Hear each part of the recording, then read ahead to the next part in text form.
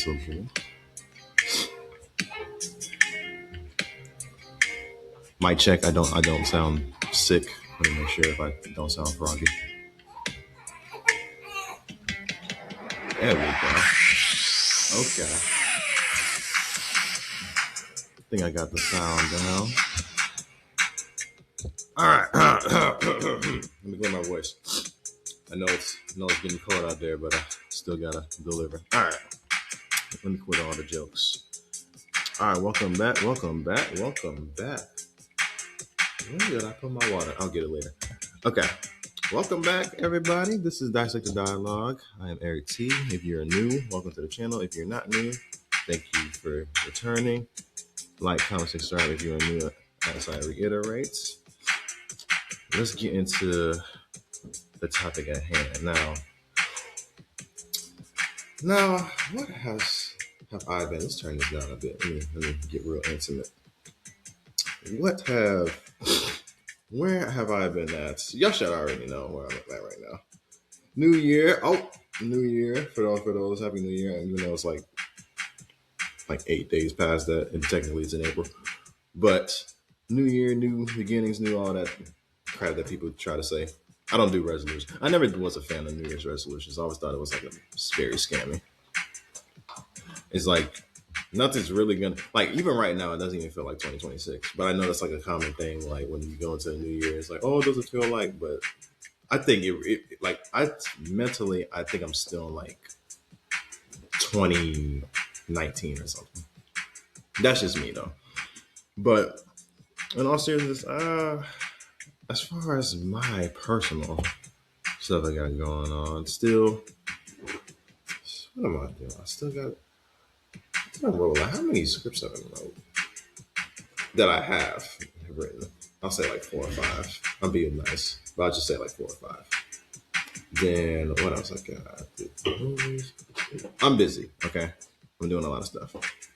But speaking of films, this has pretty been last year, and yeah, I'll just say like last year going into this year, movies been, as far as film, pretty okay. I haven't seen everything, but just like the general mix of like stuff, like indie stuff, and then like those few big, of course the big stuff I've seen, but then like there's those little movies that come out of the gate out of nowhere that was pretty okay.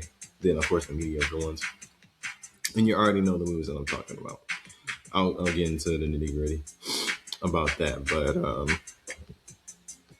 so what were all the movies people talking about? Everybody's talking about Sinners, blah blah blah. Everybody's talking about that. Everybody's talking about one man after another. Yeah, I get it. See Materialist. I gotta see Marty Supreme. I still haven't seen that yet. And I know I've seen I gotta catch up on some other stuff as well, but I think I seen Materialist. It was cool. But I was noticing, I think like ever since like the writers stoppage or whatever, I think once that happened, maybe it's me, but it's almost like, and I'm gonna show my age, and I might have like an emotional connection to it. Like growing up, as far as my family goes, I don't want to say we didn't like travel or like didn't go on vacation. I would be lying because we did go to certain places, but we didn't really like do a lot of stuff. I guess that makes sense. But I know that our way of like kind of bonding a lot of times would be going to movies. I can remember like vivid memories being a kid, teenager, going to movies, having to, spending time with my family, watching, having laughs, eating popcorn, all that. When you get older, having to sneak in to see certain movies that your parents didn't want you to see, but they probably already knew you were going to see it. I've had those moments. Times when you like with first dates, friend dates, relationship dates, all that. So like feel like an emotional connection to it, and I wouldn't say I'm like a big cinephile movie nerd, like, but a good time of day, I think I know like a good chunk of certain movies. or at least watch like the main ones at least like a few times. But anyway, yeah. So as far as that goes, I definitely see it as like kind of like how people put like different paintings, how they see it as how they put it in museums. I don't know. To me, I see film as that, especially those that kind of like movie paintings and how they're not as valuable when they come out and then they build over time. I see movies like that in a way as well, where a certain film comes out and people don't really understand it, but then it grows within time. And then you got those ones that, yeah, they make a lot of money, but nobody really remembers it. I prefer the former. And me stepping into, because like I said, I was saying this on one of my IG posts. I was like, this year I'm gonna add filmmaker to my resume, which I seriously am. I would rather be that one to kind of have. I mean, it would be cool to if I profit. I mean, everybody wants to profit off of the stuff they make. I'm not, that I don't have rose colors. It's like, I want to make this type of work.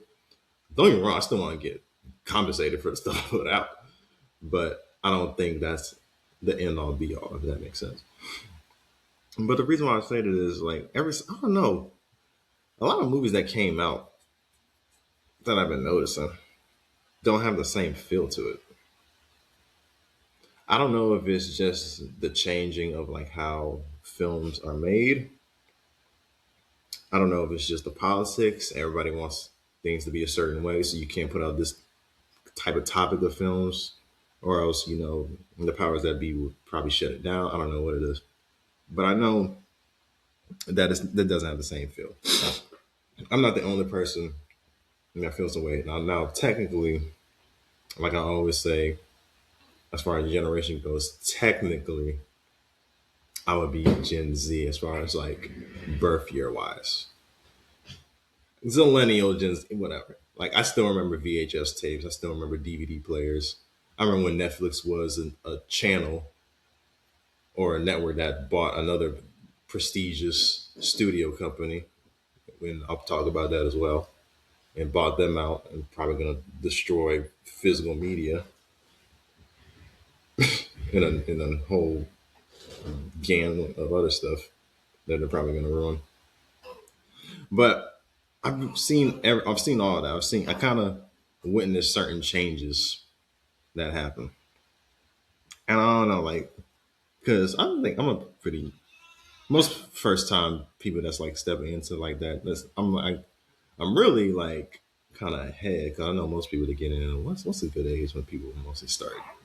Like early 30s when they start, right? I think like early 30s. So I think I'm kind of slightly ahead. I'm already like getting talking to producers, having been on to like mixers and all that. But how come movies don't have the same feel? I don't know. Like certain films I watch, maybe it's me, but they kind of sound robotic. You know how you could watch a movie like say 20, 30 years ago, and you could tell that like humans wrote it. You don't really get that same vibe. Like there was one scene. I'm gonna probably spoil it, and I guess this is like TW for certain people for the scene. But there is a scene. I don't know if y'all seen Nora, but there is this scene where I guess the bodyguard she starts having feelings for or whatever. And I guess when they had this Discord, just Nora just being like real snark, just being mean to him the whole time, whatever. And it went to like this whole weird thing where like you're lucky these dudes protected you because I think you would have did some whatever. And I swear it went for like 4 to 5 minutes. I was like, what is the point of this dialogue? Like it sounded very robotic. Like, can we just get to the next? It's like she kept on saying that you would have did this, you would have did like it kept on being the same thing. I was getting annoyed, low key. I was like, okay, this is very disturbing. Like, why is she saying this for like 5, 6 minutes? This doesn't even sound like a real conversation. And I see that from a lot of shoot, especially some of the. Have you seen like the Netflix movies that's been coming out lately? They're like the worst examples because The way they talk, nobody in I don't even think people back in the old days, like 1700s, would even talk like that. They say words that, let's be honest, most people don't even like know the English language per se. So when I like, now unless you're Aaron Sorkin and you like have a bunch of your characters like talking and then like they sound like they're saying stuff and they know what they're saying, that's a little different. But I mean, it sounds like Netflix sounds like they're like being too pretentious with the screenwriting, where like almost sometimes the dialogue doesn't even make sense.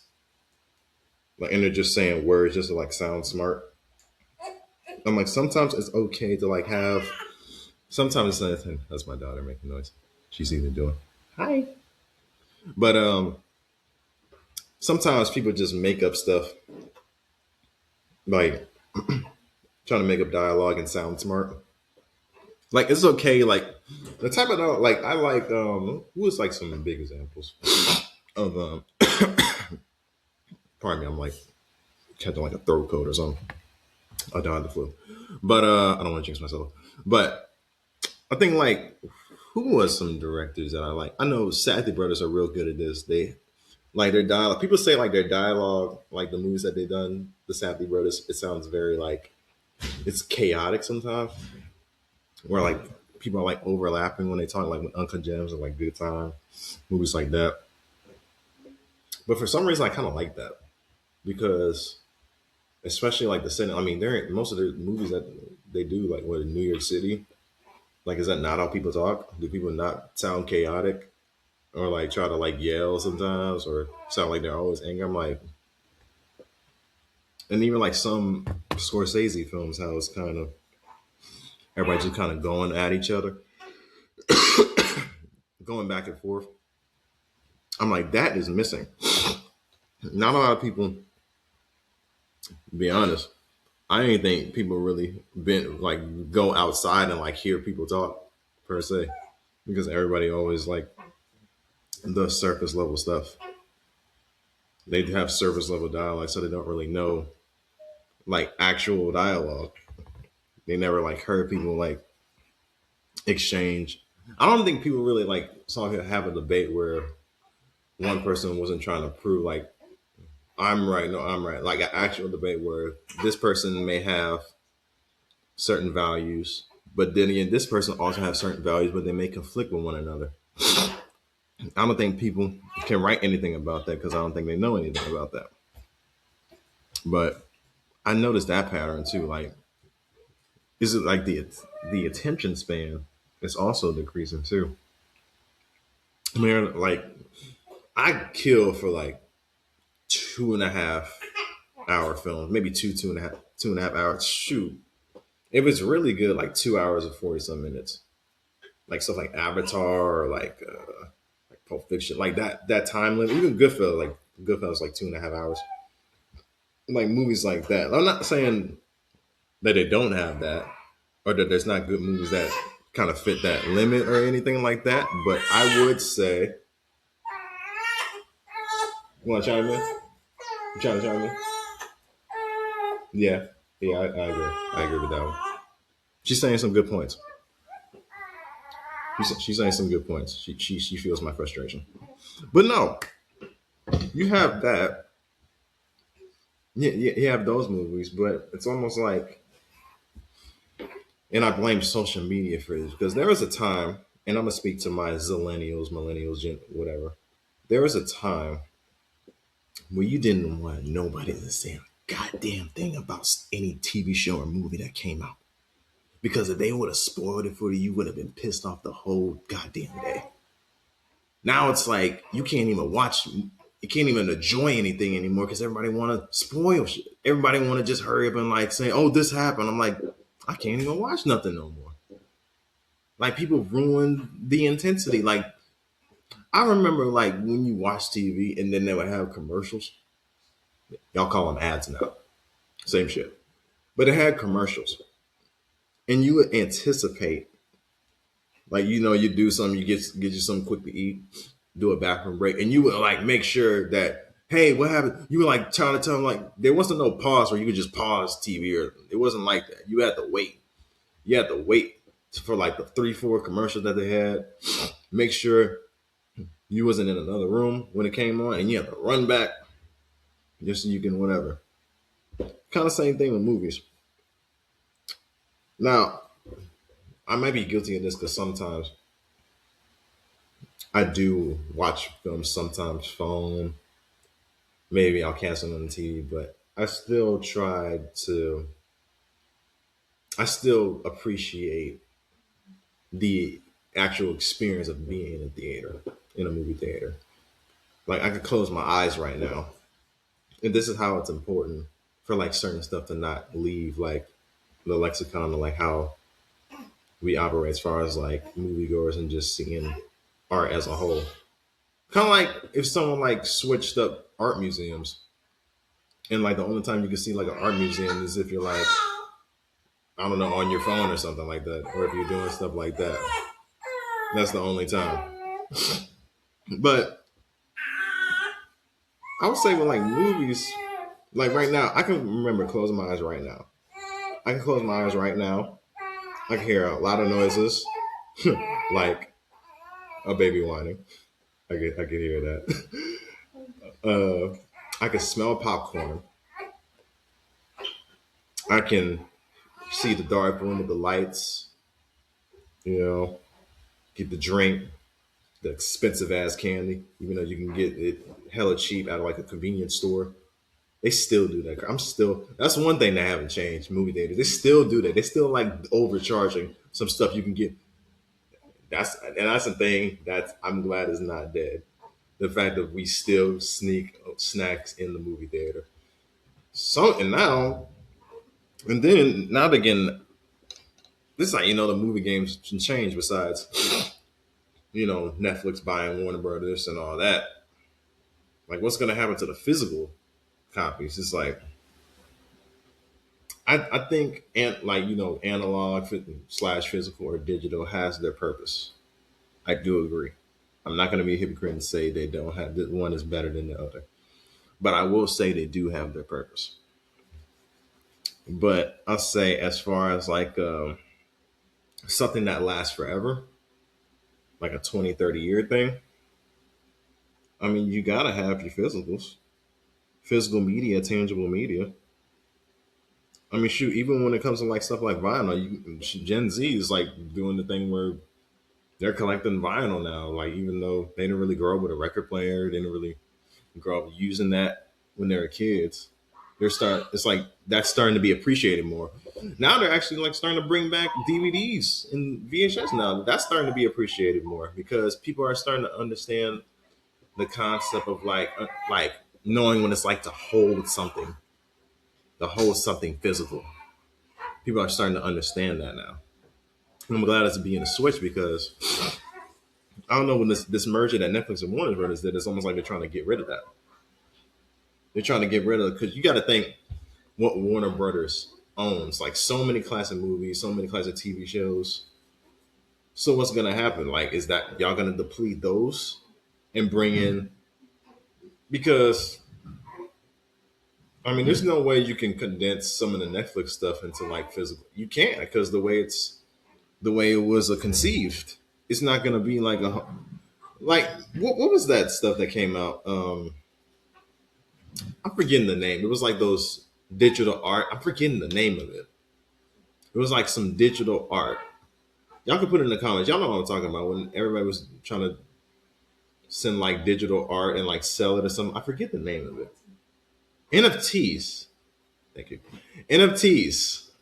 That's what it was. I was trying to. I know it had like an acronym or something, but yes, NFTs. When that stuff happened, everyone was like, going crazy, but it slowed down. Why did it slow down? Why did it not progress?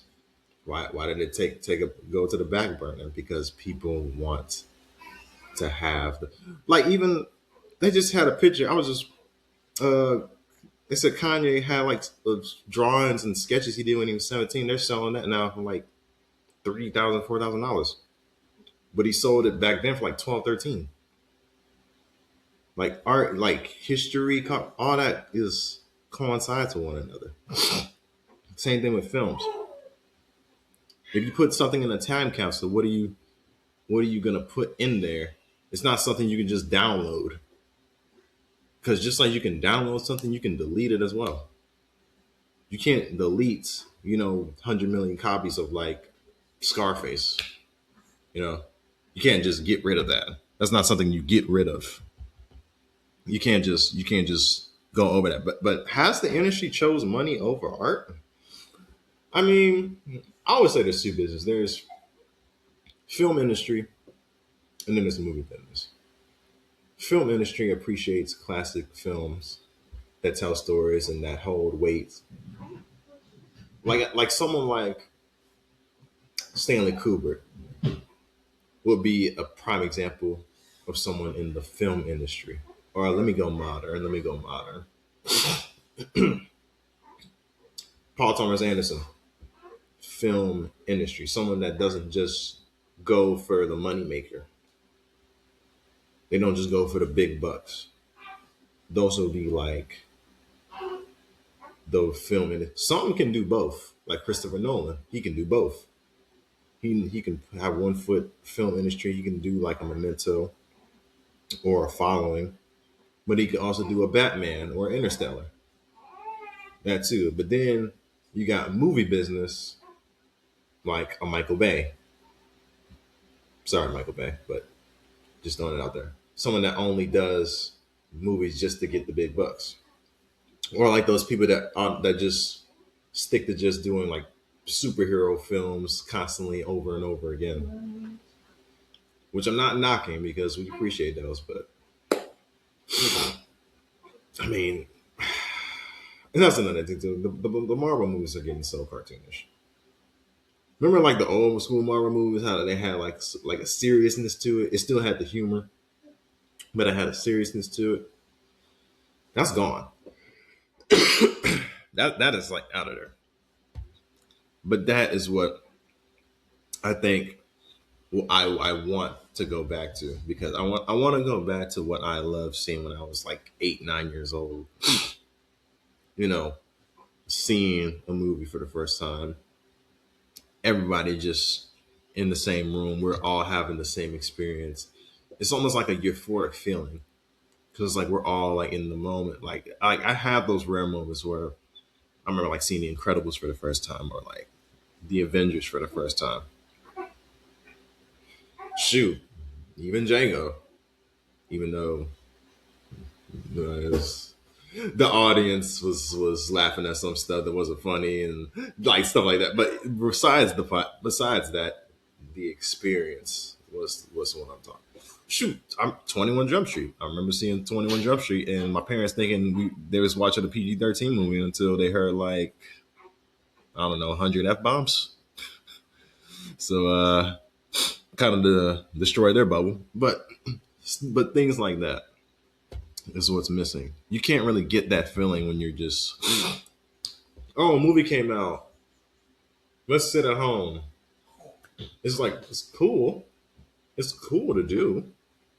I'm not knocking it, but I don't know. It's just maybe the film industry, movie business needs to change, especially when it comes to like creativity and like having original thought. But will it come back in the fold? I think so. I think it's always gonna have 'cause everything. I think everything always comes back full circle. Right now, I mean, with the writer strike that happened years ago, people was thinking movies was on a downgrade, and then TV was big, but they flip flop. I say they flip flop. They always do. 'Cause sometimes TV has like a good run, and then movies has like a good run. But then flip flop movies goes bigger than TV has this thing. But I would say because as far as old movies as a whole, because you got to think movies has is how long has movies been around since like I could be wrong. I think what 19th century motion picture, yeah, like 19th century. So it's been around for a while. So I think in from where it started to where we are now, I don't think it's ever going to be a time where it's just going to be completely dead. But I will say it does have its moments. And I believe when I start, which I will, get my footing in. I know what to do and what not to do. And speaking of what not to do, let me make another public service announcement. We're gonna close out, but I gotta make a public service announcement. Hold on, I need my sound. I'll say it before I look. Okay, as an aspiring filmmaker that wants to get out there, and also to those that are currently trying to put voices, and I'm gonna bring this up for people that look like this with this complexion. Can y'all please stop with these crappy ass, stereotypical ass Tubi movies? I'm real story, and you can look this up. I am about to find something on Tubi because I always think, okay, usually they always have those movies that, especially for black folks, that is always a classic and has those movies that I grew up watching, and I'm thinking, okay, it'll be cool to watch. But then I also want to see other films that may come on this app. You know what movie I saw that was on that app? The Grinch Who Stole Bitches. Now, why the hell would I want to see that shit? I saw another one too.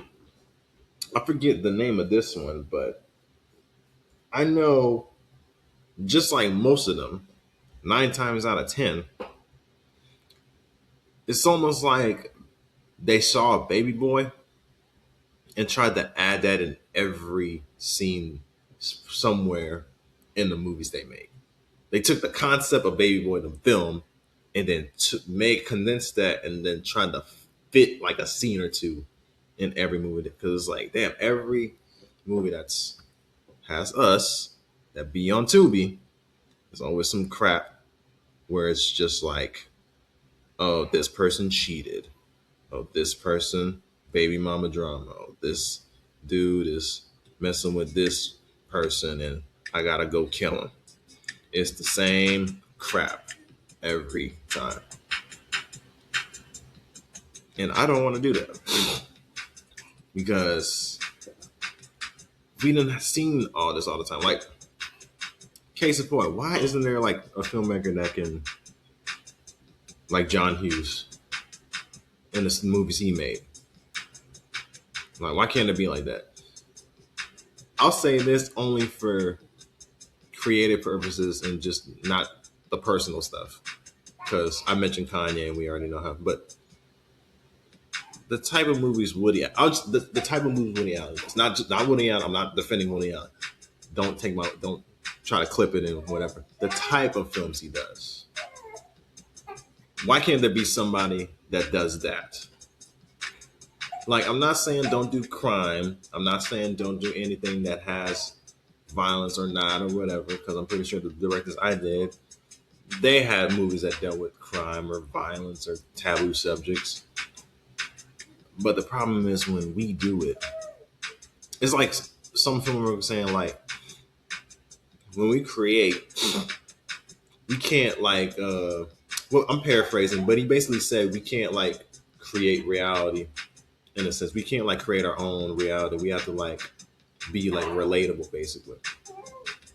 Meaning that we can't do movies like a Blade Runner or a Star Wars or an Avatar or, let me think, or a Harry Potter. We can't do stuff like that because we have to do stuff like Boys in the Hood